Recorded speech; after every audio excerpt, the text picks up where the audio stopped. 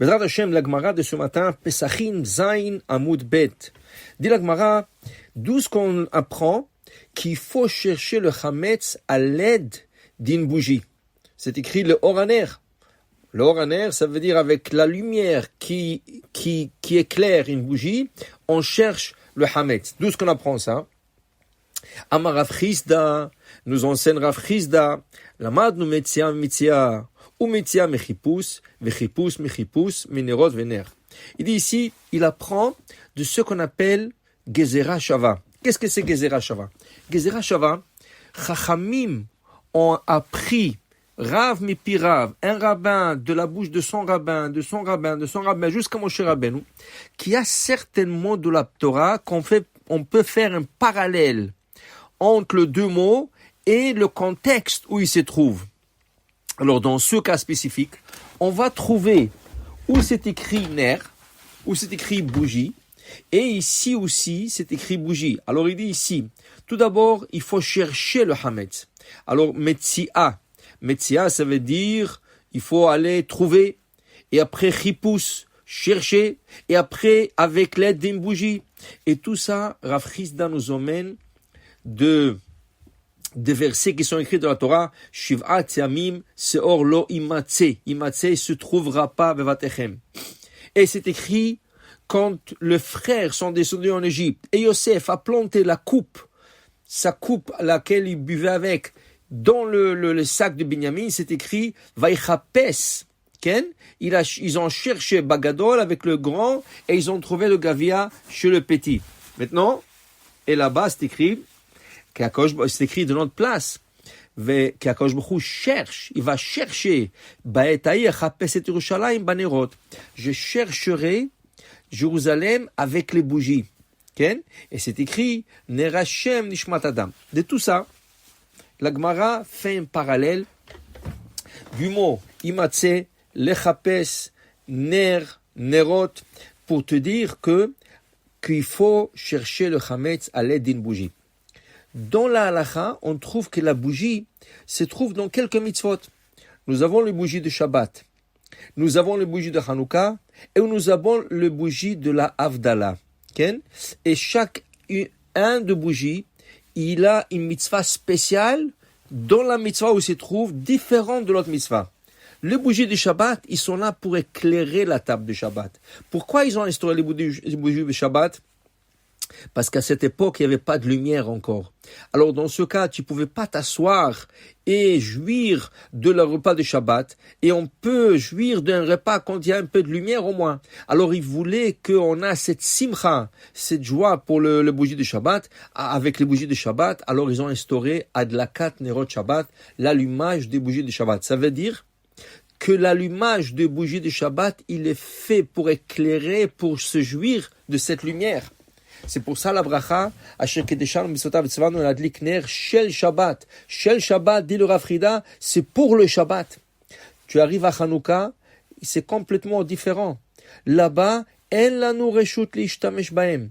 Nous allumons le bougie de la Hanouka pour propager le nes qui est arrivé, mais nous n'avons aucun droit d'utiliser les lumières de Hanouka. Et c'est pour ça que la bracha dit le Rav Chisda, la dlikner Hanouka. On ne dira pas la dlikner shel Hanouka, plutôt nous dirons la dlikner Hanouka pour montrer la distinction que nous n'avons pas le droit d'utiliser les bougies de Hanouka. À part le nom sacré qui sort de mots ner, la dlik ner Hanouka, il y a un nom sacré qui sort en acronyme de ce passage.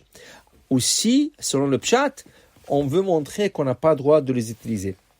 Et là, on arrive aux bougies de la Havdalah. Les bougies de la Havdalah, il faut que la lumière soit grande.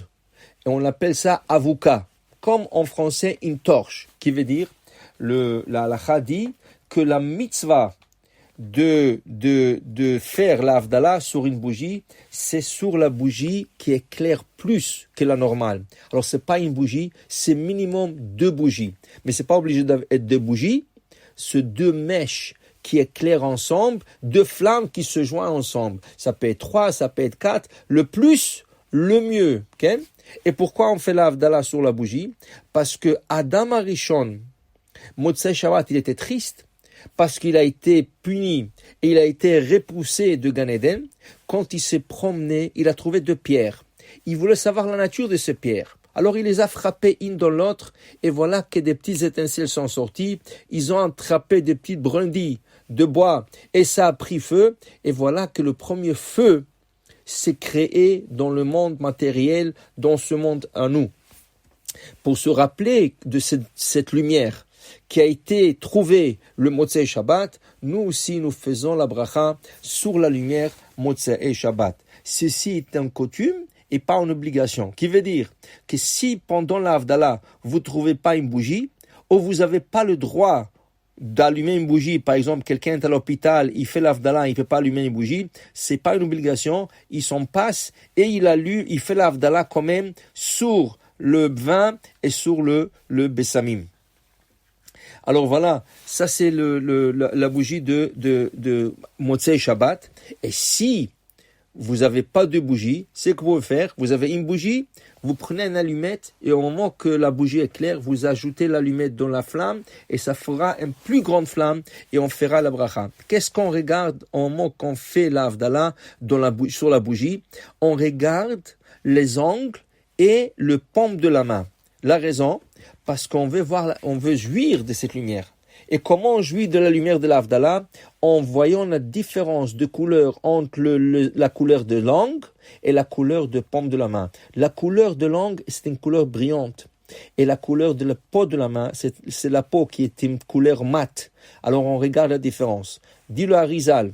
D'abord, avant de regarder les ongles et le paume de la main, on prend le pouce et on le couvre avec les 4 doigts pour ne pas le voir. Le pouce représente la rigueur. Deuxième chose, on regarde la différence entre la couleur des ongles et le paume de la main. Et troisième chose, dit le Beit Hadash, Segula, le Parnassa, V'l'Hatzlacha, pour une Parnassa, une réussite pour toute la semaine, on regarde tous les traits qui se trouvent sur le paume de la main, c'est un Segula, le Hatzlacha. C'est là que vous comprenez qu'on essaie de se rapprocher le plus vers la lumière de la bougie de la Havdalah, pour jouir de cette lumière et pour voir tous les traits qui se trouvent aux paumes de la main. Alors, voilà, vous voyez qu'on a le bougie de Shabbat, le bougie de Hanouka, le bougie de l'Havdalah, et aussi cette Gemara qui nous parle de la bougie, on va aller chercher le Hametz à l'aide de cette bougie, mais là-bas, contrairement à Motzei Shabbat, on n'a pas le droit d'utiliser une torche, une avocat ou une bougie tressée. Le contraire, là-bas, il faut que ce soit une bougie simple pour que la lumière pénètre plus profondément, tandis qu'avec une torche ou avec une bougie tressée, on a peur de le rentrer plus profond pour que ça ne frappe pas feu. Alors là-bas, c'est contraire, c'est une mitzvah que la bougie soit seule pour que l'air claire plus. Je vous souhaite une belle journée. Amen.